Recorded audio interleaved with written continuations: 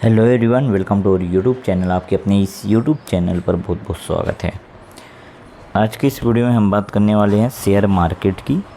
तो जो शेयर बाज़ार है उससे बहुत क्वेश्चन आपके एग्ज़ाम में आते हैं। इकोनॉमिक्स का, इंडियन इकोनॉमिक्स के एक इम्पोर्टेंट चैप्टर रहने वाला है ये। तो आपको काफ़ी कुछ यहाँ पे इस वीडियो में देखने को मिलेंगे। आप पूरा इस वीडियो को ध्यान से देखिएगा।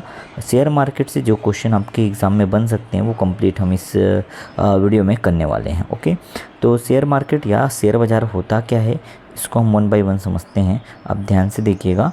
तो शेयर मार्केट जहाँ प्रतिभूतियों का खरीदी बिक्री होता है उसे शेयर बाज़ार कहते हैं। ठीक है, जहाँ पे सिक्योरिटीज़ जो है ना वो सोल्ड होते हैं, ब्रॉड एंड सोल्ड, जिनको बाई किया जाता है और सेल किया जाता है सिक्योरिटीज़ को, ऐसे प्लेस को हम शेयर मार्केट कहते हैं। ठीक है, बट यहाँ पे एक बात याद रखना है आपको, but place where government securities are sold, जहाँ पे सरकारी प्रतिभूति को बेचा जाता है या बिकने वाला जो स्थान होता है उसको गिल्ड एज मार्केट कहते हैं। बहुत इंपॉर्टेंट है, ये आपके एग्ज़ाम में आए हुए हैं, इस पर स्टार लगाते चलेंगे आप। ठीक है, तो इसको कहते हैं गिल्ड एज मार्केट। ठीक, सेकंड पॉइंट बहुत इंपॉर्टेंट है। तो हिंदी और इंग्लिश दोनों मीडियम में रहने वाले, बाइलिंगुअल रहने वाला है। तो इसी तरह से आप नोट बनाते चलेंगे। शेयर मार्केट पूरा कंप्लीट यहाँ पे होगा। वनडे एग्ज़ाम, किसी भी वनडे एग्ज़ाम की तैयारी करें आप, चाहे CGPSC की हो, CG व्यापम की हो, CG पुलिस की हो। ठीक है, तो ये वीडियो बहुत ही इंपॉर्टेंट रहने वाला है। आप यहाँ पे थर्ड पॉइंट देख पाओगे कि एक बाज़ार जहाँ नई प्रतिभूतियाँ पहली बार खरीदी बेची जाती है। तो कुछ ऐसी सिक्योरिटीज़ हैं जो फर्स्ट टाइम जो है ब्रॉट और सोल्ड किए जाते हैं, उसको क्या कहते हैं, ऐसे बाज़ार को ही प्राथमिक बाज़ार के नाम से जाना जाता है। तो तीन इंपॉर्टेंट पॉइंट है, तीनों को हमने डिस्कस कर लिया। अब आगे इसी तरह से और चलते हैं। तो शेयर बाज़ार के बाद हम लोग आगे देख पाएंगे। यहाँ पे देखो स्टॉक एक्सचेंज को, ये स्टॉक एक्सचेंज देखो अच्छे से समझिएगा।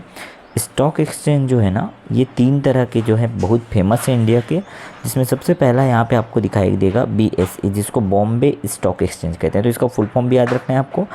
तो बॉम्बे स्टॉक एक्सचेंज जो कि 1975 में इसकी स्थापना हुई थी मुंबई में, और इसका प्रवर्तक या प्रमोटर की बात करेंगे तो वह दलाल स्ट्रीट है, जिसको 5 व्यापारियों द्वारा चालू किया गया था। क्लियर है, 5 जो बिजनेसमैन है, 5 उनके द्वारा चालू किया गया था। ये इनके प्रमोटर हैं। और जो एशिया और पूरे इंडिया का सबसे बड़ा लार्जेस्ट स्टॉक एक्सचेंज जो है वो है यही BSE। और ये लार्जेस्ट होने के साथ साथ पहला भी है, पूरे भारत और एशिया का पहला स्टॉक एक्सचेंज कौन है, BSE है।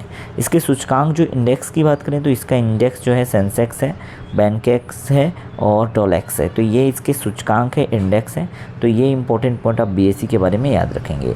इसी प्रकार NSE का बात करें तो NSE आपको दिखाई दे रहा है, इसका फुल फॉर्म होता है नेशनल स्टॉक एक्सचेंज। 1991 मुंबई में बना था। इसके जो प्रवर्तक की बात करेंगे तो ये IDBI बैंक, ICICI बैंक और LIC जो कॉरपोरेशन है, जो जीवन बीमा निगम है, ठीक है, life insurance corporation of India, वो इसके जो प्रवर्तक या जो प्रमोटर हैं। ठीक है, और आगे इसके सूचकांक की बात करेंगे तो इसका सूचकांक जो है निफ्टी या 50 होता है।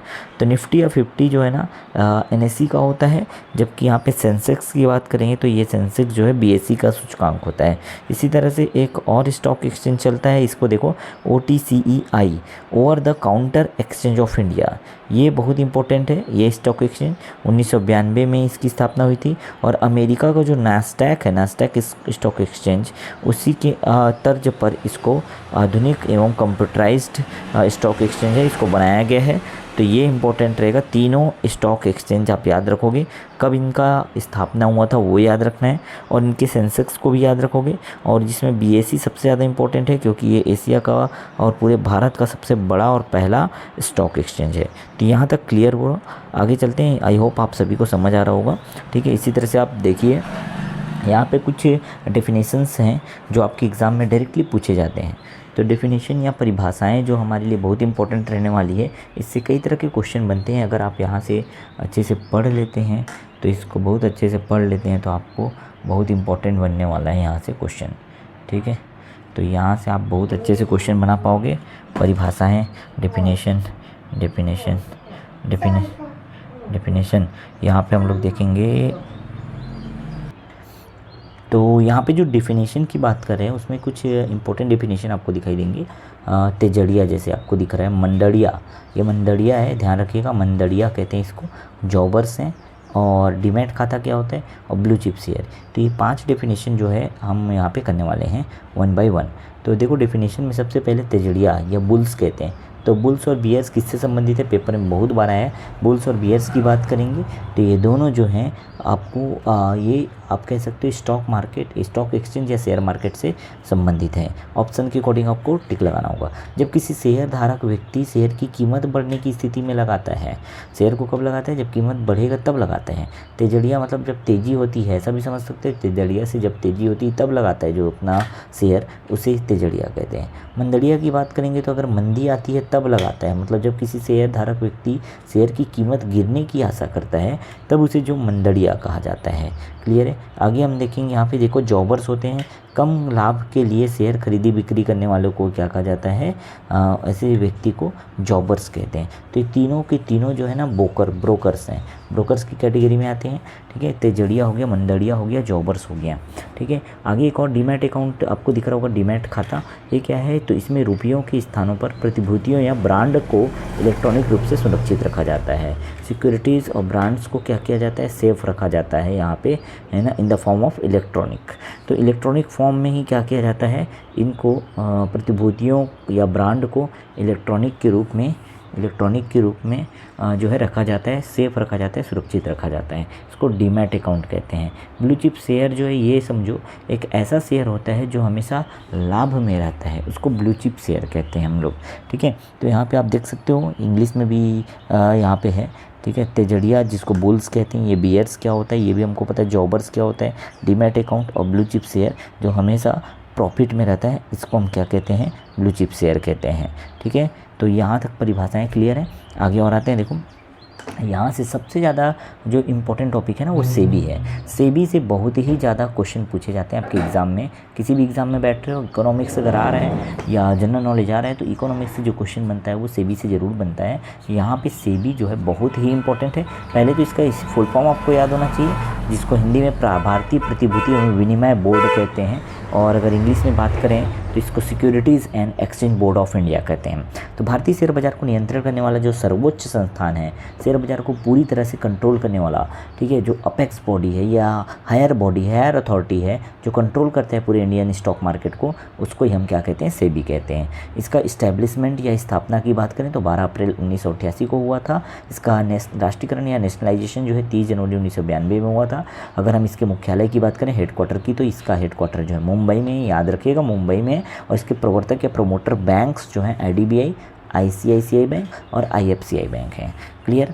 आगे बात करें क्षेत्रीय मुख्यालय इसका कहाँ कहाँ है, तो कोलकाता, दिल्ली, चेन्नई जो है इसके रीजनल हेडक्वार्टर्स हैं, कोलकाता, दिल्ली, चेन्नई। और एक मेन जो इसका हेडक्वार्टर है वो कहाँ है, तो वो मुंबई में है। क्लियर है। अब ये जो इसके बारे में कुछ बातें हैं जिसको ध्यान से हम समझिएगा। सेबी ना कोई शेयर जारी नहीं करता, किसी भी तरह का शेयर जो है सेबी जो है जारी नहीं करता, इशू नहीं करता है। ठीक है, ये फुली या टोटली जो है एक वैधानिक नियामक अधिकरण है जो केवल शेयर बाज़ार को अधिनियमित करता है, रेगुलेट करता है, रेगुलेट द स्टॉक मार्केट। तो सेबी कभी भी इशू नहीं करता किसी शेयर को, it regulate the stock market.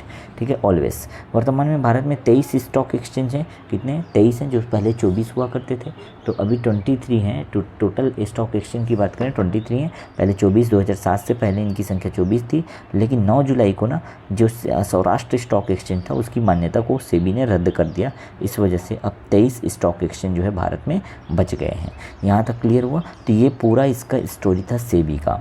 आगे आते हैं, भारत में मान्यता प्राप्त स्टॉक एक्सचेंज, जो प्रमुख स्टॉक एक्सचेंज है वो कौन कौन से हैं उसको भी देख लेते हैं और कहाँ हैं। तो राष्ट्रीय स्टॉक एक्सचेंज जिसको नेशनल स्टॉक एक्सचेंज कहते हैं, जो कि मुंबई महाराष्ट्र में है। पुणे स्टॉक एक्सचेंज की बात करें तो पुणे महाराष्ट्र में है ये। और अहमदाबाद स्टॉक एक्सचेंज अहमदाबाद गुजरात में है। अगर आगे देखें तो सौराष्ट्र कच्छ स्टॉक एक्सचेंज जो कि राजकोट में है, ध्यान रखिएगा, सौराष्ट्र कच्छ स्टॉक एक्सचेंज राजकोट में है।